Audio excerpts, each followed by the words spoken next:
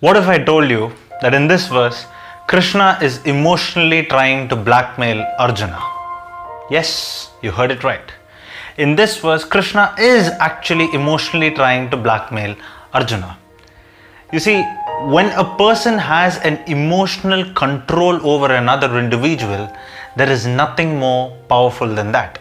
You might have physical control over someone, exert your physical dominance, but it is not going to last for a longer period of time. But when you have an emotional control, when you're able to understand the thinking process of another individual, the control and the understanding that you gain of that person is something completely different. You can make or break that particular person who is totally emotionally dependent on you. Now for this, I'll give you two examples before I come back to the Krishna-Arjuna story on the battlefield. Take someone like Hitler, for example. He had the emotional control of each and every person in the country of Germany. Totally. And there was one article which I liked a lot, the title of it, which said how Adolf Hitler seduced Germany with the power of his words. He so much emotionally blackmailed an entire country that whatever came out of his mouth became something that was totally good for the German public. They did not be bothered about what he was doing on the other hand, but when he spoke in front of the mic, they all treated him to be a demigod. Now with the emotional gain that he had over the people, what Hitler did, that is history. Now this is an example of what you can do when you break a person by using the emotional control baggage. But on the other hand, when you use your emotional advantage with another person for something good, the perfect example for that would be, if you follow cricket, you will know Dhoni in the 2011 World Cup final. In that World Cup, throughout the entire World Cup, Yuvraj Singh was on fire. He was in form throughout the competition.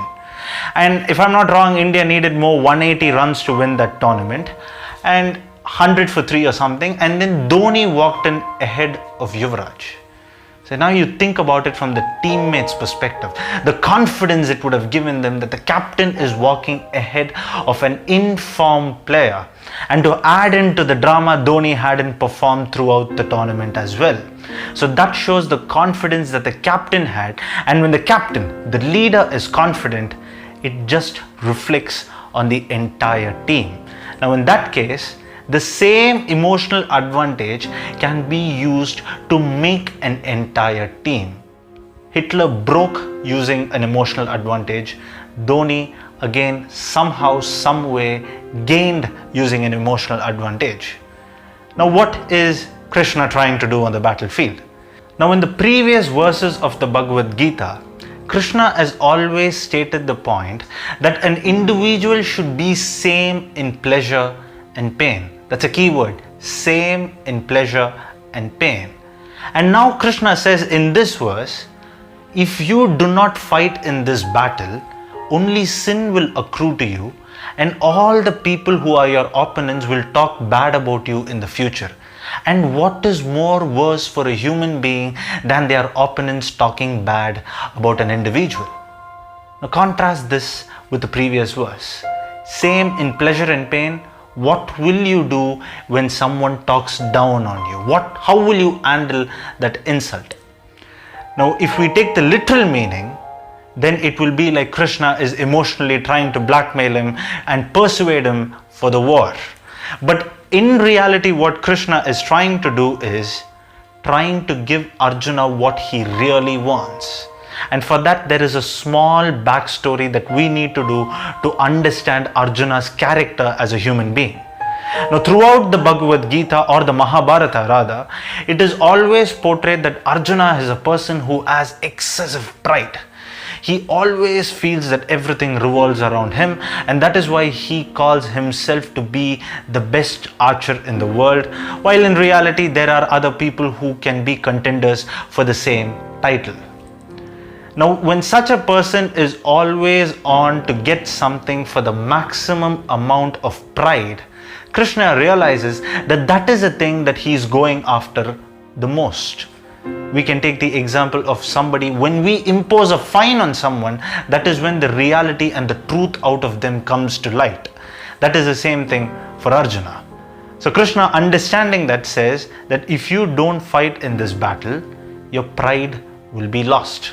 Now this makes Arjuna think even more, because now Krishna is saying something that Arjuna is cared about only for life. So you see, blackmailing someone is not about tapping into their emotional issues and guiding them in the wrong way, but you can also tap into a person's emotional issues and guide them into something of a better future. That is why I said at the start, when you have an emotional control over another individual, there is nothing more powerful than that. Their entire life is in your hands. You could either make them or you could either break them. In Arjuna's case, he was very lucky to have Krishna as the person who had his entire life in hand. Now that is the question that this verse is asking us. Now don't you forget, guys, it will always lead the way, and all you have to do is free your mind. And as always, thank you for watching, and until next episode, it is goodbye.